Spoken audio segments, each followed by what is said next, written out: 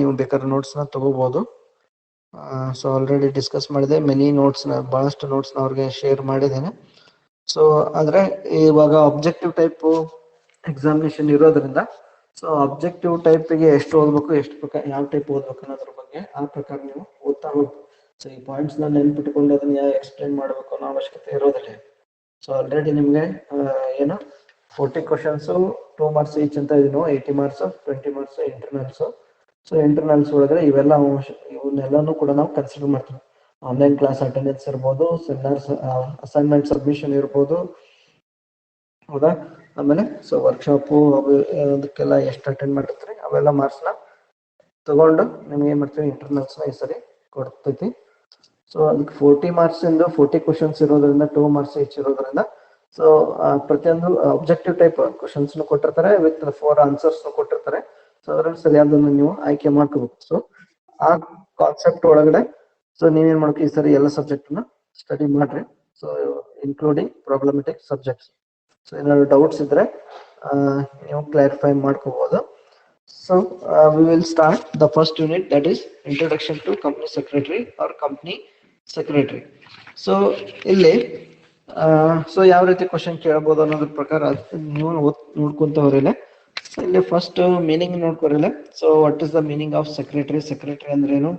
So secretary ಅಂದ್ರೆ ಏನು? Secretary is a Latin word. So it is a word which is derived from the Latin word that is secretarius. So secretary ಅನ್ನೋ ಶಬ್ದನ ಏನ್ ಮಾಡಿದಾರಲ್ಲ, ಸೆಕ್ರೆಟರಿಯಸ್ ಅನ್ನೋ ಶಬ್ದದಿಂದ Latin ಭಾಷೆಯ ಶಬ್ದದಿಂದ ಆಯ್ದುಕೊಳ್ಳಲಾಗಿದೆ ಅಂತಂದ್ರು.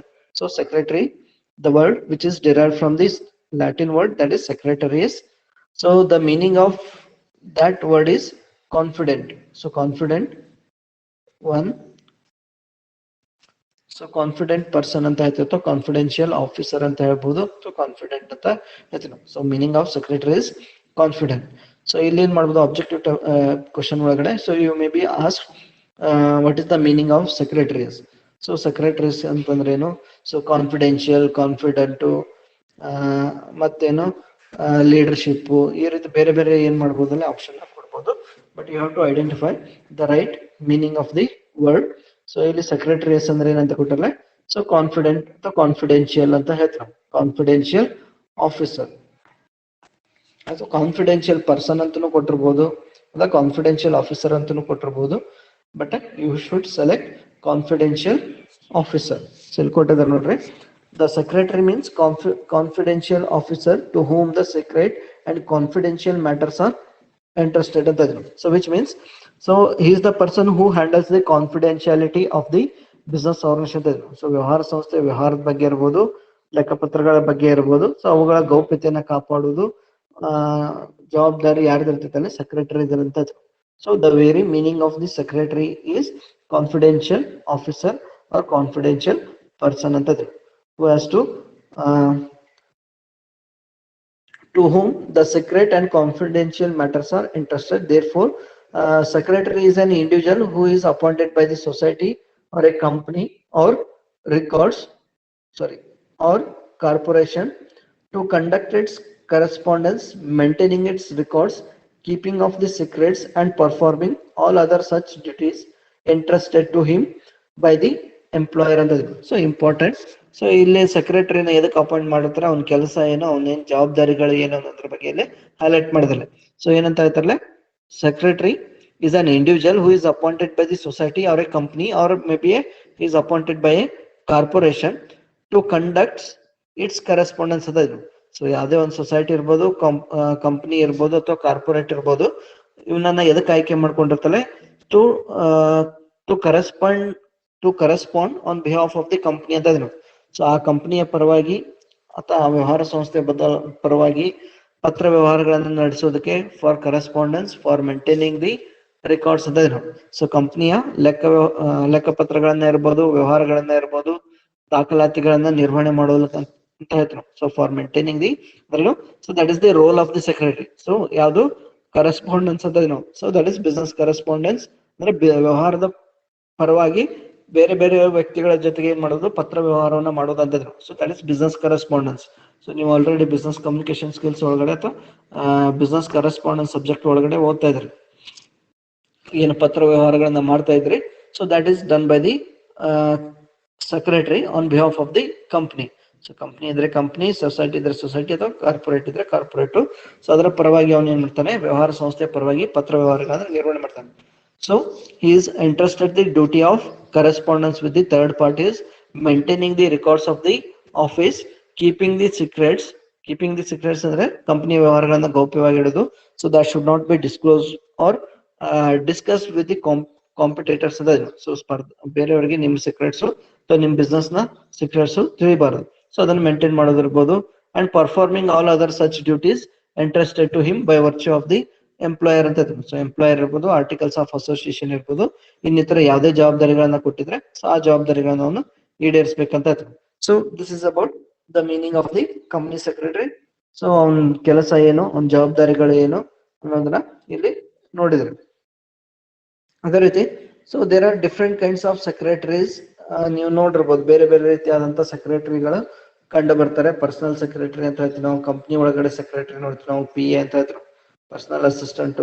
ಸೊ ಈ ರೀತಿ ಸೊ ಇಲ್ಲಿ 5 ಪ್ರಕಾರದ ನಾವು ಏನ್ ಮಾಡ್ಬೋದು, ಅಲ್ಲಿ ಟೈಪ್ಸ್ ಆಫ್ ಸೆಕ್ರೆಟರಿನ ನೋಡ್ಬೋದು. ಸೊ ಅವ್ದು ನೋಡ್ಕೋರಿ. ಪ್ರೈವೇಟ್ ಸೆಕ್ರೆಟರಿ ಅಂದ್ರೆ ಯಾರಂತ ಕೇಳ್ಬೋದು ನಿಮ್ಗೆ. ಆಬ್ಜೆಕ್ಟಿವ್ ಟೈಪ್ ಒಳಗಡೆ ಅದಕ್ಕೆ 4 ಆಪ್ಷನ್ ಕೊಡ್ಬೋದು ಅದಾ. ಅಥವಾ identify which of the following is not A type of secretary ಅಂತ ಕೇಳ್ಬೋದು. ಸೊ ಅದಕ್ಕೋಸ್ಕರ ಸೊ ಈ ಟೈಪ್ಸ್ ನ ನೋಡ್ಕೊರಲ್ಲ. ಒಂದೇದ್ ಏನಂತ ಹೇಳ್ತೀವಿ ನಾವು, ಪ್ರೈವೇಟ್ ಸೆಕ್ರೆಟರಿ ಅಂತ ಹೇಳ್ತೀವಿ, ಖಾಸಗಿ ಕಾರ್ಯದರ್ಶಿ ಅಂತ ಹೇಳ್ತೀವಿ ನಾವು, ಕಂಪ್ನಿ ಕಾರ್ಯದರ್ಶಿ ಅಂತ ಹೇಳ್ತೀವಿ ಅಲ್ಲೇ. ಸೊ ಖಾಸಗಿ ಕಂಪನಿ ಕಾರ್ಯದರ್ಶಿ ಅಂತ, ಖಾಸಗಿ ಕಾರ್ಯದರ್ಶಿ ಅಂದ್ರೇನು, a private secretary is a person who attends to the correspondence and other personal or office work of another ಅಂತ ಹೇಳ್ತಾರೆ. ಅಂದ್ರೆ ಯಾವ ವ್ಯಕ್ತಿ ಇನ್ನೊಬ್ಬ ವ್ಯಕ್ತಿಯ ಪರವಾಗಿ ವ್ಯವಹಾರವನ್ನ ಮಾಡ್ತಾನೆ ಅವನಿಗೆ ಏನಂತ ಕರಿತೀವಿ ನಾವು, ಪ್ರೈವೇಟ್ ಸೆಕ್ರೆಟರಿ ಅಂತ ಕರಿತೀವಿ ನಾವು. CR a private secretary is a person who attends to the correspondence. ಅಂದ್ರೆ ಸೊ ಯಾರು ಇನ್ನೊಬ್ಬ ವ್ಯಕ್ತಿಯ ಪರವಾಗಿ ಪತ್ರ ವ್ಯವಹಾರವನ್ನು ಮಾಡ್ತಾರೆ, and the other personal or on behalf of the other personal or office work of the another. So ಈ ಬೇರೆ ವ್ಯಕ್ತಿಗಳ ಆಫೀಸಿನ ಕೆಲಸ ಇರ್ಬೋದು, ಅವ್ರ ಪರವಾಗಿ ಪತ್ರ ವ್ಯವಹಾರವನ್ನು ಮಾಡುವಂತ ವ್ಯಕ್ತಿಗೆ ಏನಂತ ಕರಿತೀವಿ ನಾವು, ಪ್ರೈವೇಟ್ ಸೆಕ್ರೆಟರಿ ಅಂತ ಕರಿತೀವಿ. So second type of secretary is secretary of a club or a other association ಅಂತ. ಸೊ ನೀವು ಸಮಾಜದಲ್ಲಿ ನೋಡಿರ್ತೀವಿ, ಬೇರೆ ಬೇರೆ ಕ್ಲಬ್ ಗಳನ್ನ ಮಾಡಿರ್ತಾರೆ, ಬೇರೆ ಬೇರೆ ಗುಂಪುಗಳನ್ನ ಮಾಡ್ಕೊಂಡಿರ್ತಾರೆ. ಆ ಗುಂಪುಗಳಿಗೆ ಒಬ್ಬ ವ್ಯಕ್ತಿಯನ್ನ ಏನ್ ಮಾಡ್ತಾರಲ್ಲ, ಸೆಕ್ರೆಟರಿ ಅಂತ ನೇಮಕಾತಿ ಮಾಡಿರ್ತಾರೆ. ಸೊ ಈಗ ಹಾಲು ಕೂಟ ಇರ್ಬೋದು, ಸಹಕಾರ ಸಂಘ ಇರ್ಬೋದು, ಹೌದಾ. ಸೊ ರೋಟರಿ ಕ್ಲಬ್ ಇರ್ಬೋದು, ಲಯನ್ಸ್ ಕ್ಲಬ್ ಇರ್ಬೋದು, ಆಮೇಲೆ APMC ಕ್ಲಬ್ ಇರ್ಬೋದು, ಗುಂಪು ಇರ್ಬೋದು. ಸೊ ಅಲ್ಲಿ ಏನ್ ಮಾಡಿರ್ತಾರೆ, ಅಂತ ಆಫೀಸ್ಗಳಿಗೆ ಆ ಕೆಲಸಗಳನ್ನ ನೋಡ್ಕೊಳ್ಳೋದಕ್ಕೆ ಒಬ್ಬ ವ್ಯಕ್ತಿಯನ್ನು ನೇಮಕಾತಿ ಮಾಡಿರ್ತಾರೆ. ಸೊ ಅವು ಕೂಡ ನಾವೇನಂತ ಕರಿತೀವಿ ನಾವು, ಕಾರ್ಯದರ್ಶಿ ಅಥವಾ ಸೆಕ್ರೆಟರಿ ಅಂತ ಕರಿತೀವಿ ನಾವು. ನೋಡ್ರಿ, secretary of a club or a other association, ಏನಿದ್ರೆ ಪ್ರಕಾರದ ಸಂಘಟನೆಗಳ ಕಾರ್ಯದರ್ಶಿ ಅಂತ ಹೇಳ್ತೀವಿ ನಾವು. ಒಂದೇದು ಖಾಸಗಿ ಕಾರ್ಯದರ್ಶಿ ಅಥವಾ ಪ್ರೈವೇಟ್ ಸೆಕ್ರೆಟರಿ ಅಂತ ಹೇಳ್ತೀವಿ ನಾವು. ನೋಡ್ರಿ, social associations like sports club, cultural club, senior citizen club etcetera ಅಂತದೆ. ಸೊ ಈ ರೀತಿ ಕೆಲವು ಸಾಮಾಜಿಕ ಸಂಘಟನೆಗಳನ್ನ ಮಾಡಿರ್ತಾರೆ. ಸ್ಪೋರ್ಟ್ಸ್ ಕ್ಲಬ್ ಮಾಡಿರ್ತಾರೆ, ಲೈಬ್ರರಿ ಮಾಡಿರ್ತಾರೆ, ಕಲ್ಚರಲ್ ಕ್ಲಬ್ ಇರ್ಬೋದು, ಸೀನಿಯರ್ ಸಿಟಿಜನ್ ಕ್ಲಬ್ಸ್ ಇರ್ಬೋದು. ಸೊ ಇಂಥ ಗುಂಪುಗಳಿಗೆ ಏನ್ ಮಾಡ್ತಾರಲ್ಲ, ಒಬ್ಬ ಸೆಕ್ರೆಟರಿನ ಕಾರ್ಯದರ್ಶಿಯನ್ನ ನೇಮಕಾತಿ ಮಾಡ್ತಿರ್ತಾರೆ. ಸೊ ಅದೊಂದು ಪ್ರಕಾರವನ್ನು ನೀವೇನ್ ಮಾಡ್ಬೋದಲ್ಲೇ ನೋಡ್ಬೋದು. So that is the second type of secretary, that is secretary of a club or other association. So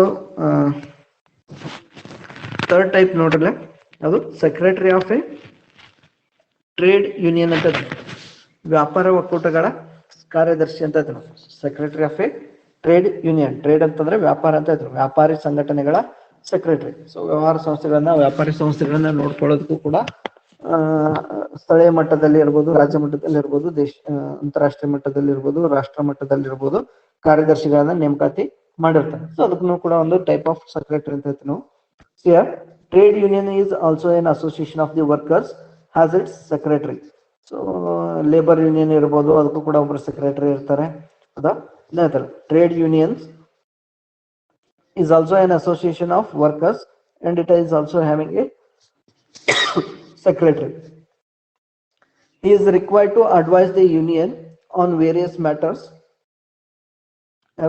The secretary is required to advise the union on various matters conducted with the labor laws, in case of dispute between the workers and employer, ಅಂದ್ರೇನು worker ಮತ್ತೆ employer ನಡುವೆ ಮತ್ತು workers ನಡುವೆ ಏನಾದ್ರು dispute ಆದ್ರೆ ಅವ್ರ ನಡುವೆ ಗೊಂದಲಗಳು ಇದ್ರೆ ಸೊ ಅದನ್ನ ಬಗೆಹರಿಸೋದ್ರಲ್ಲಿ ಸೆಕ್ರೆಟರಿ ಕೂಡ ಏನ್ ಮಾಡ್ತಾರೆ ಅಂದ್ರೆ ಆ ಗುಂಪಿನ ಯಾರು ಕಾರ್ಯದರ್ಶಿ ಇರ್ತಾರೆ ಅವರು ಮಹತ್ವದ ಪಾತ್ರನ ವಹಿಸ್ತಾರೆ ಅಂತ ಅಷ್ಟು ನೋಡ್ಕೊರ್ಲೆ. So many trade unions are also having secretaries, so they are in charge of the taking care of the employer and employee relation ಅಥವಾ worker and employer relationship ಅಂತ.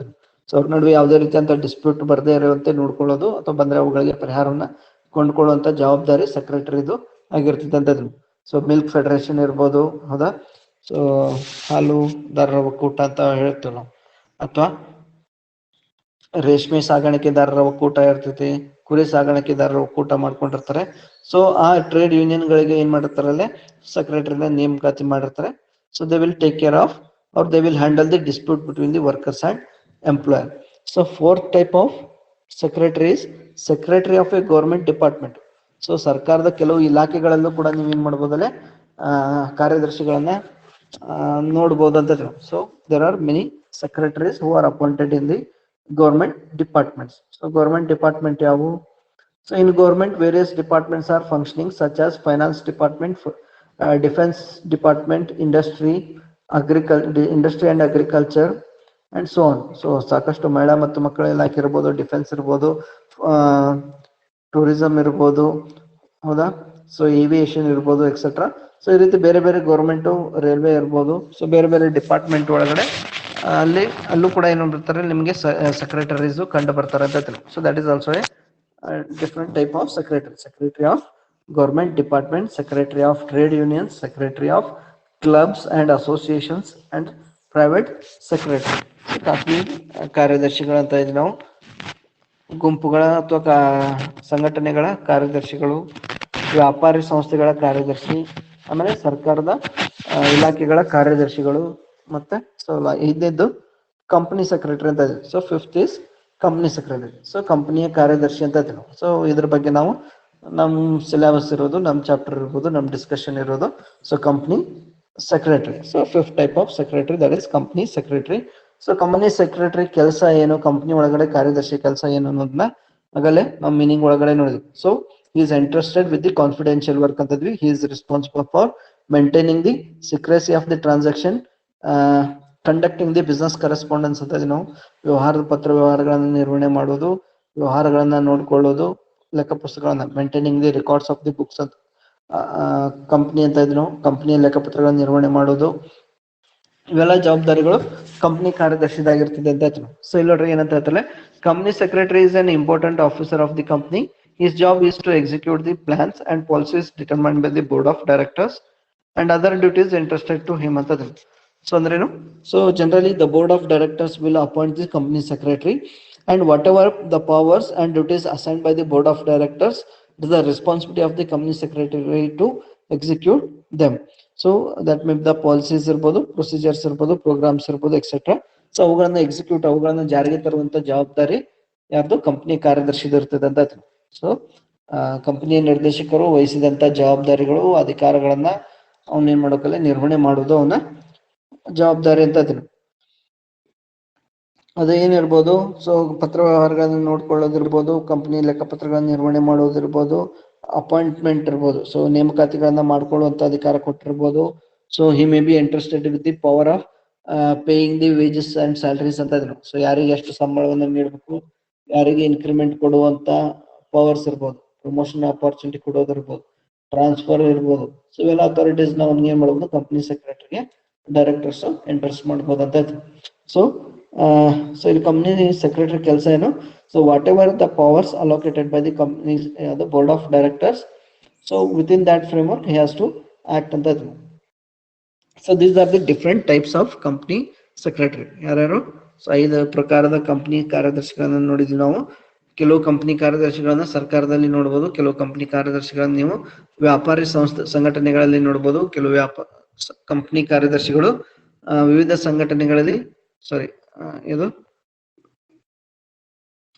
ಕ್ಲಬ್ ಅಥವಾ ಅಸೋಸಿಯೇಷನ್ ಅಂದ್ರೆ ಸಂಘಟನೆಗಳಲ್ಲಿ ಕಂಡು ಬರ್ತಾರೆ. ಅದೇ ರೀತಿ ಖಾಸಗಿ ಕಂಪನಿ ಕಾರ್ಯದರ್ಶಿ ಅಂತ ಹೇಳಿದ್ವಿ ನಾವು, ಪರ್ಸನಲ್ ಸೆಕ್ರೆಟರಿ ಅಂತಾನು ಹೇಳ್ತೀವಿ ನಾವು. So that is private secretary. So private secretary ಅಂದ್ರೆ personal secretary. So these are the different types of the company secretary. So ಇಲ್ಲಿ ಮೀನಿಂಗ್ ನೋಡ್ರಿ, definition. So as per the Companies Act ಪ್ರಕಾರ company secretary ಅಂದ್ರೆ ಏನಂತ ಅರ್ಥವನ್ನ ಕೊಡ್ತೈತೆ ಅನ್ನೋದನ್ನ ನೋಡಲ್ಲ. So as per the Companies Act 1956, which is amended by the Amendment Act of 1988. As per the definition of the 1988, Company Secretary andreno, Secretary means the person who is a member of the institute of a company, Secretaries of India, and includes the individual and includes other individuals possessing the prescribed qualification and appointed to perform the duties which may be performed by a secretary under this act and any other ministerial and administrative duties. So ಅವನಿಗೇನಂತ ಕರಿತೀವಿ ನಾವು, company ಕಾರ್ಯದರ್ಶಿ ಅಂತ ಹೇಳ್ತೀವಿ. So in general company ಕಾರ್ಯದರ್ಶಿ ಅಂದ್ರೇನು? So any person who is the member of the Institute of Company Secretaries of India. So ಯಾವ ರೀತಿ Indian institute of chartered accountant ಇದೆ, ಅವರು CA ಆಗ್ಬೇಕಂದ್ರೆ ಅಂತ ಇದ್ರು ನಾವು, he should be the member of Institute of Chartered Accountants of India ಅಂತ ನಾವು CA ಅಂತ ಮೆಂಬರ್ ಆಗಿರ್ಬೇಕಂತ ಇದ್ವಿ. ಅದೇ ರೀತಿ ಕಂಪನಿ ಕಾರ್ಯದರ್ಶಿ ಆಗ್ಬೇಕಂತಂದ್ರೆ ಸೊ ಯಾರು ಆಗ್ಬೋದಲ್ಲ? So any person who is the member of institute of company secretaries of India. So ಇದೇ ರೀತಿ ಕಂಪನಿ ಸೆಕ್ರೆಟರೀಸ್ ಆಫ್ ಇಂಡಿಯಾ ಅದರ ನೋಂದಾಯಿತ ಸದಸ್ಯ ಅಥವಾ the person who obtained the certificate from the company secretaries of India, they can practice or they can act as a company secretary ಅಂತ ಇದೆ. So ಅವ್ರು ಏನ್ ಮಾಡೋದು, ಕಂಪನಿ ಸೆಕ್ರೆಟರಿ ಆಗಿ ಕಾರ್ಯನಿರ್ವಹಣೆ ಮಾಡಬಹುದು. And also it also includes any other individual possessing the prescribed qualification and appointed to perform the duties which may be performed by the secretary under this act and any other ministerial and administrative duties ಅಂತ ಇದೆ. So ಈ ತರ ಯಾವುದೇ ವ್ಯಕ್ತಿಯನ್ನ ಅಂದ್ರೆ company ಕಾರ್ಯದರ್ಶಿ ಎಂದು ಆ ಕಾರ್ಯಗಳನ್ನು ನಿರ್ವಹಣೆ ಮಾಡೋದಕ್ಕೆ ನೇಮಕಾತಿ ಮಾಡಿದ್ರೆ ಅವನು ಕೂಡ ಕಂಪನಿ ಕಾರ್ಯದರ್ಶಿ ಅಂತ ಕರಿತೀವಿ ಅಂತದ್ದು. ಸೊ ಇನ್ನು ಇನ್ನೊಂದು ಬೇರೆ ಡೆಫಿನೇಷನ್ಸ್ ನೋಡ್ರಿ. ಸೊ ಇಲ್ಲಿ ನೋಡ್ರಿ, the above definition of the Companies act reveal 3 important facts of the company secretary ಅಂತ. ಸೊ 3 ಮುಖ್ಯ ಲಕ್ಷಣಗಳನ್ನ, ಗುಣಗಳನ್ನ ನಾವು ಗಮನಿಸಬಹುದು ಕಂಪನಿ ಸೆಕ್ರೆಟರಿ ಒಳಗಡೆ ಅಂತ ನಾವು. First one is a company secretary must be an individual or any body, sorry, any firm or body corporate cannot be so appointed ಅಂತ. Sorry, so first feature ಅಂತ, a company secretary must be an individual, a firm or body corporate cannot be so appointed ಅಂತ. So that is the first feature of the company secretary. ಅಂದ್ರೇನು? So only individual person can act as a company secretary ಅಂತ. So ಒಂದು ಸಂಸ್ಥೆಯನ್ನಾಗಲಿ ಅಥವಾ ಹಲವು ವ್ಯಕ್ತಿಗಳನ್ನಾಗಲಿ ನೀವೇನ್ ಮಾಡಕ್ ಬರೋಂಗಿಲ್ಲ, company ಕಾರ್ಯದರ್ಶಿಯನ್ನಾಗಿ ನೇಮಕಾತಿ ಮಾಡೋಕೆ ಬರೋದಿಲ್ಲ. ಸೊ ಓನ್ಲಿ ಅಂದ್ರೆ in order to become a company secretary he must be an individual ಅಂತ. ಸೊ ಕೇವಲ ಒಬ್ಬ ವ್ಯಕ್ತಿಯನ್ನ ಅಥವಾ ಒಬ್ಬ ವ್ಯಕ್ತಿಯನ್ನ ಮಾತ್ರ ನಾವು ಏನ್ ಮಾಡ್ಬೋದು, ಕಂಪನಿ ಕಾರ್ಯದರ್ಶಿಯನ್ನಾಗಿ ನೇಮಕಾತಿ ಮಾಡಬಹುದು. ಒಂದು ಸಂಸ್ಥೆಯನ್ನಾಗಲಿ ಅಥವಾ ಹಲವು ವ್ಯಕ್ತಿಗಳ ಗುಂಪುಗಳನ್ನ ನಾವು ಕಂಪನಿಯ ಕಾರ್ಯದರ್ಶಿಯನ್ನಾಗಿ ನೇಮಕಾತಿ ಮಾಡೋದಕ್ಕೆ ಬರೋದಿಲ್ಲ. ಬಿಕಾಸ್ ಸೆಕ್ರೆಟರಿ ಅಂದ್ರೆ ಅದೇ ಮೀನಿಂಗ್ ಹೇಳಿದ್ವಿ ನಾವು. ಸೊ ಕೀಪಿಂಗ್ ಸೀಕ್ರೆಟ್ ಏನು ಸೀಕ್ರೆಟ್ ಪರ್ಸನ್ ಅಂತ ಇದ್ರು, ಹೌದಾ?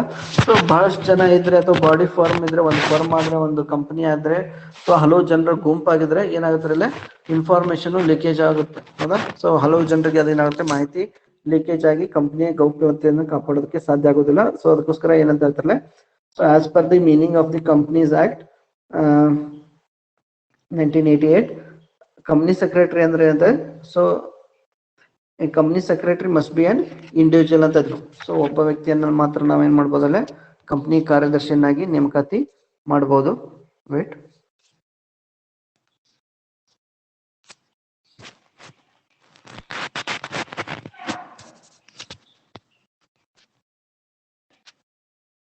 so that was the first feature. Only an individual can act as a company secretary, not the not a group of the person. So ಅದನ್ನು ಕೂಡ ಕಾಂಪಿಟೇಟಿವ್ ಇದು objective type question ಒಳಗಡೆ ಕೇಳಬಹುದು. So who can act as A company secretary? So partners ಅಂತ ಕೊಡ್ಬೋದು, government ಅಂತ ಕೊಡ್ಬೋದು, ಅಥವಾ ಕಾರ್ಪೊರೇಟ್ಸ್ ಅಂತ ಕೊಡ್ಬೋದು, ಅಥವಾ ಕಂಪನಿ ಅಂತ ಕೊಡ್ಬೋದು. ಆಮೇಲೆ ಇನ್ನೊಂದು ಆಪ್ಷನ್ ಇಂಡಿವಿಜುವಲ್ಸ್ ಅಂತ ಕೊಡ್ಬೋದು.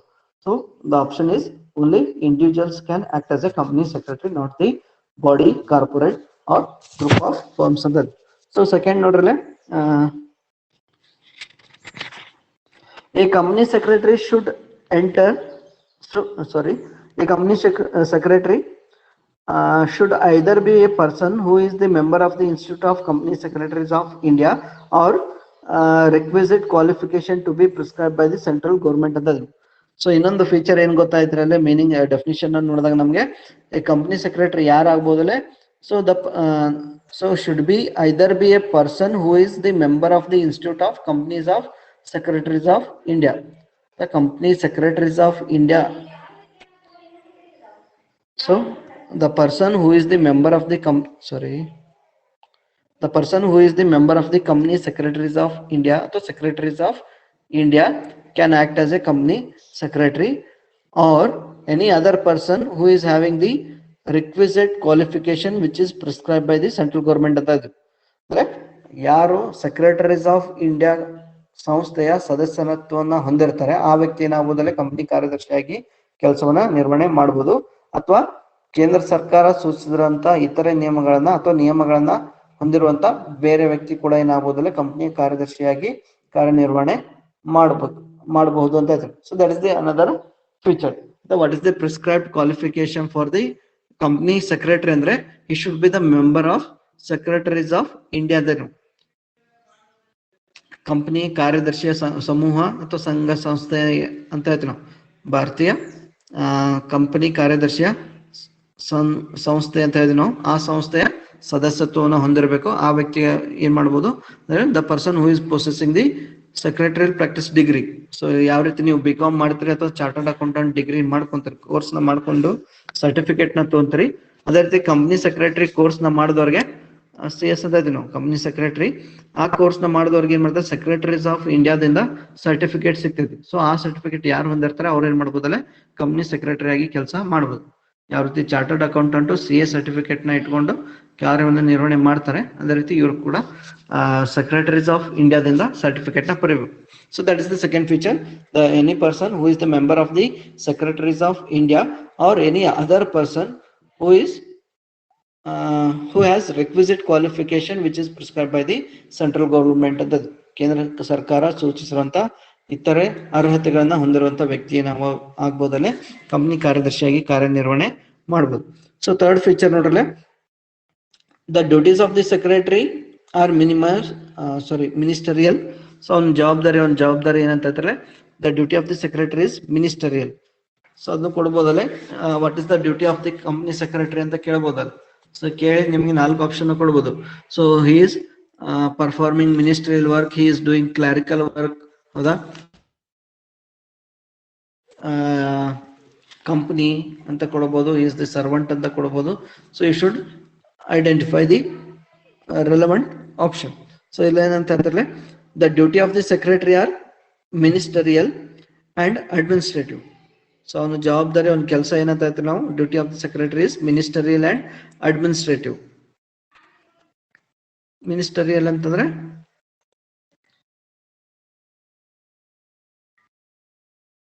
ಅಡ್ಮಿನಿಸ್ಟ್ರೇಟಿವ್ ಅಂದ್ರೆ ಆಡಳಿತಾತ್ಮಕ ಜವಾಬ್ದಾರಿಗಳನ್ನು ಹೊಂದಿರ್ತಾನೆ. ಅವುಗಳನ್ನ ಮಿನಿಸ್ಟರಿಯಲ್ ಅಂದ್ರೆ ಅವುಗಳಿಗೆ ಸಂಬಂಧಪಟ್ಟಂತ ಯೋಜನೆಗಳನ್ನ ರೂಪಿಸುವಂತ ಜವಾಬ್ದಾರಿ ಕೂಡ ಇವನಿಗೆ ಇರ್ತದೆ. So he act as he is interested with the ministerial and administrative powers. They are not managerial ಅನ್ಸುತ್ತೆ. ಸೊ ವ್ಯವಸ್ಥಾಪಕರ ಜವಾಬ್ದಾರಿಗಳನ್ನ ಅವನಿಗೆ ಕೊಟ್ಟಿರೋದಿಲ್ಲ. ಸೊ ಸೆಕ್ರೆಟರಿಗೆ ಏನ್ ಕೊಟ್ಟಿರ್ತಾರೆ, ಸೊ ಅಡ್ಮಿನಿಸ್ಟ್ರೇಷನ್ ಮತ್ತೆ ಮಿನಿಸ್ಟ್ರಿಯಲ್ ವರ್ಕ್ ನ ಕೊಟ್ಟಿರ್ತಾರೆ. ಸೊ ಸೆಕ್ರೆಟರಿ ಹೇಳಿದಂತೆ ಮ್ಯಾನೇಜರ್ಸ್ ಏನ್ ಮಾಡ್ಬೇಕಾಗುತ್ತೆ, ಕೆಲವನ್ನ ನಿರ್ವಹಣೆ ಮಾಡ್ಬೇಕಾಗುತ್ತೆ. ಸೊ ಮತ್ತೆ ನೋಡ್ರಲ್ಲ, he is not interested with the direction, control and management of the affairs of the company. So that is also important. He is not interested with the direction, control and management of the affairs of the company. Company ನಿರ್ವಹಣೆಗೆ ಸಂಬಂಧಪಟ್ಟಂತ ಜವಾಬ್ದಾರಿಗಳು ಅವನ ಮೇಲೆ ಇರೋದಿಲ್ಲ. So he is only having the powers of the ministerial and administrative powers ಅಂತ ಐತಿ. So these are some of the features of ಅದು company secretary. ನೋಡ್ರಿ, the Companies Act however does not prevent the company from appointing a secretary enjoying limited executive powers of the management delegated by the board of directors in addition to the routine ministerial duties as registrar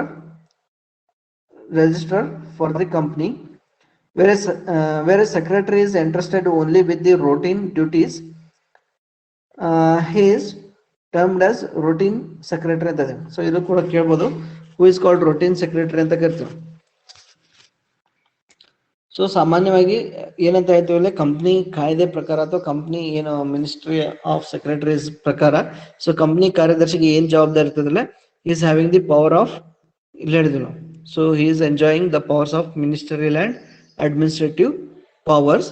so ಆದ್ರೆ company ಕಾಯ್ದೆ ಪ್ರಕಾರ ಅಥವಾ articles of association ಪ್ರಕಾರ ಅಥವಾ board of resolution ಮಾಡೋದ್ರ ಮೂಲಕ ಅವ್ನಿಗೆ ಏನ್ ಮಾಡ್ಬೋದು, ಬೇರೆ ಜವಾಬ್ದಾರಿಗಳನ್ನ ಕೂಡ ಕೊಡ್ಬೋದು. He may be entrusted with some limited executive powers ಅಂತ ಇದೀನಿ. ಕೆಲವು ಏನಂತಾರೆ ಅಂದ್ರೆ ಜಾರಿ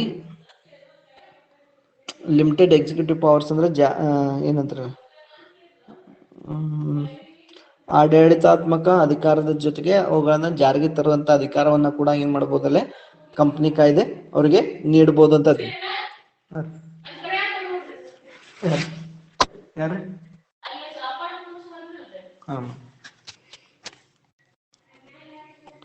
ಸೊ ನೋಡ್ರಿ, he may be entrusted with some limited executive management powers delegated by the board of directors addition to the routine ministerial duties as registrar ಅಂತ.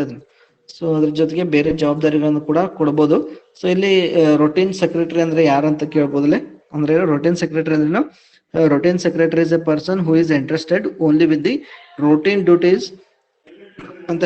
routine duties ಅಂದ್ರೆ ಕಂಪನಿಯ ದೈನಂದಿನ ಚಟುವಟಿಕೆ ಜವಾಬ್ದಾರಿಗಳನ್ನ ಯಾರಿಗೆ ಕೊಟ್ಟಿರ್ತಾರೆ ಅವ್ನಿಗೆ ಏನಂತ ಕರಿತೀವಿ ನಾವು, routine secretary ಅಂತ ಕರಿತೀವಿ ನಾವು. Similarly, where he is also entrusted with the limited executive powers of the management, he is termed as executive secretary. ಕೇವಲ ದೈನಂದಿನ ಚಟುವಟಿಕೆಗಳನ್ನು ನಿರ್ವಹಣೆ ಮಾಡೋದಕ್ಕೆ ಅಧಿಕಾರವನ್ನು ಕೊಟ್ಟರೆ ಅವ್ನಿಗೆ ಏನಂತ ಕರಿತೀವಿ ನಾವು, routine secretary ಅಂತ ಕರಿತೀವಿ. Where he is entrusted with the limited power of management is termed as executive secretary. So ಅವನಿಗೇನಾದ್ರೂ ಲಿಮಿಟೆಡ್ ಎಕ್ಸಿಕ್ಯೂಟಿವ್ ಪವರ್ಸ್ ನ ಕೊಟ್ಟಿದ್ರೆ ಅಂದ್ರೆ ಯಾವ್ದಾದ್ರು ಯೋಜನೆಗಳನ್ನ ಜಾರಿಗೆ ತರುವಂತ ಅಧಿಕಾರವನ್ನ ಕೊಟ್ಟಿದ್ರೆ ಅವನಿಗೆ ಏನಂತ ಕರಿತೀವಿ ನಾವು, ಎಕ್ಸಿಕ್ಯೂಟಿವ್ ಸೆಕ್ರೆಟರಿ ಅಂತ ಕರಿತೀವಿ. It is the routine secretary with whom we are concerned in this book ಅಂತ. ಸೊ ನಾವು ಯಾರ ಬಗ್ಗೆ ಡಿಸ್ಕಸ್ ಮಾಡ್ತೀವಿ ಈ ಬುಕ್ ಒಳಗಡೆ, ಓನ್ಲಿ routine secretary ಬಗ್ಗೆ.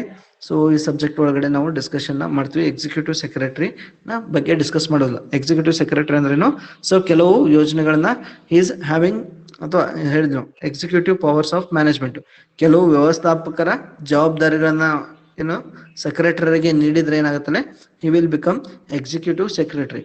ಸೊ ಅದನ್ನ ಕೊಟ್ಟಿಲ್ಲ ಅಂತಂದ್ರೆ he will become routine secretary. So ಎರಡು ಡಿಫ್ರೆನ್ಸ್ ಗೊತ್ತಿರಲಿಲ್ಲ. ಸೊ routine secretary ಅಂದ್ರೇನು, he is not having the managerial responsibility or managerial executive powers ಅಂತ ಇದೀನಿ, ಅಂದ್ರೆ ವ್ಯವಸ್ಥಾಪಕ ಜವಾಬ್ದಾರಿಗಳು ಅವನ ಮೇಲೆ ಇರೋದಿಲ್ಲ, ಅವನಿಗೆ routine secretary ಅಂತ ಕರಿತೀವಿ. ಯಾರಿಗೆ ವ್ಯವಸ್ಥಾಪಕರ ಕೆಲವು ಜವಾಬ್ದಾರಿಗಳನ್ನ ನೀಡಲಾಗಿರ್ತೀವಿ ಅವ್ನಿಗೆ ಏನಂತ ಕರಿತೀವಿ ನಾವು, ಎಕ್ಸಿಕ್ಯೂಟಿವ್ ಸೆಕ್ರೆಟರಿ. ಯಾಕಂದ್ರೆ ಕಂಪನಿ ಒಳಗಡೆ ಯೋಜನೆಗಳನ್ನ ಜಾರಿಗೆ ತರುವಂತ ಜವಾಬ್ದಾರಿ ಯಾರಿಗೆ ಇರ್ತೈತ್ರಿ, ಮ್ಯಾನೇಜರ್ಸ್ ಇರ್ತೈತಿ, ಹೌದಾ. So when the secretaries are entrusted with the managerial powers, he will become executive secretary. When he is not having the managerial powers, he will be called routine secretary ಅಂತ ಕರಿತೀವಿ. Okay.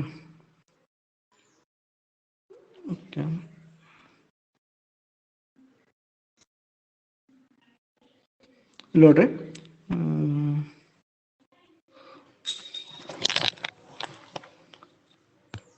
so look at this word ಏನಂತಂದ್ರೆ the section this section, so 383A of the Companies Act states that every company having paid up share capital of rupees 2 crore or more must have whole time secretary ಅಂತ. So this is the important. So ಯಾವುದೇ company 2 ಕೋಟಿಗಿಂತ ಹೆಚ್ಚು ಬಂಡವಾಳವನ್ನು ಹೊಂದಿದ್ರೆ, so as per the act, so it is compulsory for that company to have the company secretary ಅಂತ. So ಇನ್ನು ಕೂಡ objective question ಒಳಗಡೆ ಕೇಳಬಹುದು. So in which company, so there is A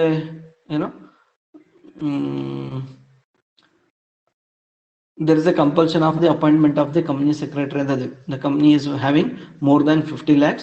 The company, option B, the company which is having more than 1 crore. Option C, the company which is having more than 2 crore. None of this. So ಈ ರೀತಿ ನಿಮ್ಗೆ ಏನು ಮಾಡ್ಬೋದಲ್ಲ, ಆಪ್ಷನ್ನ ಕೊಡ್ಬೋದು. So ಏನಂತ ಹೇಳ್ತಾರಲ್ಲ, as per the companies act, so it is compulsory for the companies which are having more than 2 crore paid up capital. So for them it is mandatory to have the company secretary ಅಂತ ಇದೆ. So 2 ಕೋಟಿಗಿಂತ ಹೆಚ್ಚು ಬಂಡವಾಳ ಹೊಂದಿರುವಂತಹ ಕಂಪನಿಗಳಲ್ಲಿ company ಕಾರ್ಯದರ್ಶಿಯನ್ನ ನೇಮಕಾತಿ ಮಾಡ್ಕೊಳ್ಳೋದು ಕಡ್ಡಾಯ ಅಂತ ಹೇಳ್ತೀವಿ.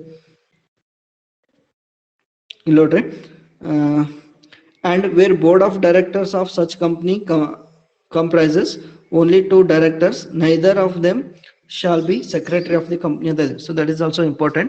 So ಒಂದ್ ವೇಳೆ ಕಂಪನಿ ಒಳಗಡೆ ಇಬ್ಬರೇ ನಿರ್ದೇಶಕರು ಇದ್ರೆ, so sometimes a director can also act as a company secretary. So when it is having more than 2 directors, so ಇಬ್ಬರಿಗಿಂತ ಹೆಚ್ಚು ನಿರ್ದೇಶಕರನ್ನ ಹೊಂದಿದ್ರೆ ಆ ಕಂಪನಿ ಒಳಗಡೆ ಒಬ್ಬ ನಿರ್ದೇಶಕ ಏನಾಗಬಹುದಲ್ಲ, he may act as a whole time secretary. So ಪೂರ್ಣಾವಧಿ ಕಾರ್ಯದರ್ಶಿಯಾಗಿ ಕಾರ್ಯವನ್ನು ನಿರ್ವಹಣೆ ಮಾಡಬಹುದು. But if the company is having only 2 directors, neither of them act as a company secretary ಅಂತ. ಯಾಕಂದ್ರೆ ಕಂಪನಿಗೆ ಕನಿಷ್ಠ 2 ನಿರ್ದೇಶಕರು ಬೇಕೇ ಬೇಕಾಗ್ತಾರೆ. ಸೊ ಆದ್ರಿಂದ ಸೊ ಆ ಇಬ್ಬರೇ ನಿರ್ದೇಶಕರು ಇದ್ರೆ ಅದರಲ್ಲಿ ಒಬ್ಬ ವ್ಯಕ್ತಿ ಬರಂಗಿಲ್ಲ ಕಂಪನಿ ಕಾರ್ಯದರ್ಶಿಯಾಗಿ ಕಾರ್ಯನಿರ್ವಹಣೆ ಮಾಡೋದಕ್ಕೆ ಬರೋದಿಲ್ಲ. ಸೊ ಅದನ್ನು ಕೂಡ ಅಬ್ಜೆಕ್ಟಿವ್ ಒಳಗಡೆ ಕೇಳಬಹುದು, ನೆನ್ಪಿಟ್ಕೋರಿ. So second one is, it further lays down that an individual appointed as secretary of a company having paid up share capital of rupees 2 crore or more shall work as a whole time as such and cannot accept appointment as a secretary in other company. ಅಂದ್ರೆ ಯಾವ ವ್ಯಕ್ತಿ ಅಂದ್ರೆ ಯಾವ company the person who is acting as a whole time director cannot act as a secretary in other company ಅಂತ. So already ಒಂದು company ಒಳಗಡೆ ಅಥವಾ 2 ಕೋಟಿಗಿಂತ ಹೆಚ್ಚು ಬಂಡವಾಳ ಹೊಂದಿರುವಂತಹ ಕಂಪನಿ ಒಳಗಡೆ ಪೂರ್ಣಾವಧಿ ಕಾರ್ಯದರ್ಶಿಯಾಗಿ ಕಾರ್ಯವನ್ನು ನಿರ್ವಹಣೆ ಮಾಡ್ತಾ ಇದ್ರೆ ಆ ವ್ಯಕ್ತಿ ಬೇರೆ ಕಂಪನಿ ಒಳಗಡೆ ಕಾರ್ಯದರ್ಶಿಯಾಗಿ ಕಾರ್ಯನಿರ್ವಹಣೆ ಮಾಡೋದಕ್ಕೆ ಬರೋದಿಲ್ಲ ಅಂತ ಅವಕಾಶ ಇರೋದಿಲ್ಲ. So that is the another condition. So ಒಂದು, the company which is having more than 2 crore, it is compulsory for them to have the full time secretary. The person who is acting as a full time or whole time secretary cannot act as a secretary for other companies. So ಅವೆರಡು point ನೀವು ನೆನಪಿನಲ್ಲಿ ಇಟ್ಕೋರಿ. ಆಮೇಲೆ ಇಬ್ರು ನಿರ್ದೇಶಕರಿದ್ರೆ ಅದರಲ್ಲಿ ಒಬ್ಬ ವ್ಯಕ್ತಿನ ಬರಂಗಿಲ್ಲ company ಕಾರ್ಯದರ್ಶಿಯಾಗಿ ಕಾರ್ಯವನ್ನು ನಿರ್ವಹಣೆ ಮಾಡೋದಕ್ಕೆ ಬರೋದಿಲ್ಲ. So that may be also ask for objective type question. So ಅದು ಗಮನದಲ್ಲಿ ಇಟ್ಕೋರಿ. Okay. So in next class we will discuss the statutory qualification of the company secretary. Company ಕಾರ್ಯದರ್ಶಿಯ ಅರ್ಹತೆಗಳನ್ನು ನಾವು ಮುಂದಿನ ಕ್ಲಾಸ್ ಒಳಗಡೆ ನೋಡೋಣ. ಸೊ ನಾಳೆ ಎಲ್ಲರೂ ಕಂಪಲ್ಸರಿ ಅಟೆಂಡ್ ಮಾಡ್ರಿ. ಒಂದ್ಸರಿ ಹೇಳ್ತೀನಿ, ಮತ್ತೊಂದ್ಸರಿ ಹೇಳ್ತಿದ್ದೀನಿ. So it is compulsory for all to attend tomorrow's workshop. So please attend.